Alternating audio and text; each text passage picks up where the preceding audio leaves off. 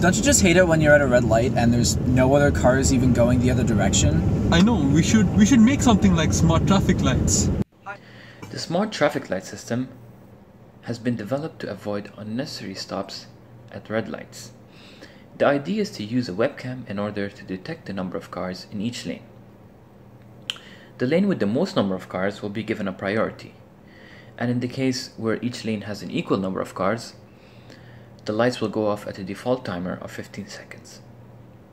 In addition, our system also recognizes the emergency case where an ambulance is approaching one of the signals.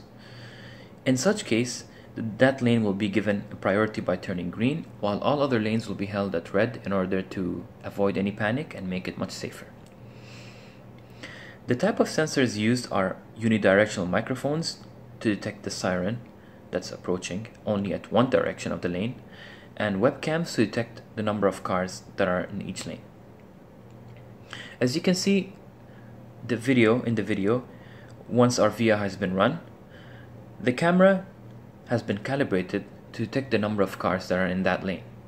And in the lane heading west, there are more number of cars than any other lane, and it gives priority by turning green. And once we mimic the siren of an ambulance with our mobile phones and we make it approach the microphone detects it and makes that line go green. In this system, both unidirectional microphones and webcams were used to detect the number of cars in each lane and also if an emergency vehicle is approaching that specific signal. The webcams pick up an image, and on each frame of the recording it can determine the color of each pixel as well as the clusters of the pixels with the same color.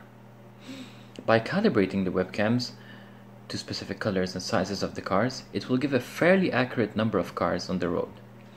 The unidirectional microphone picks up the amplitude of the sound waves coming from that direction, the direction that it's facing, and convert that to a voltage.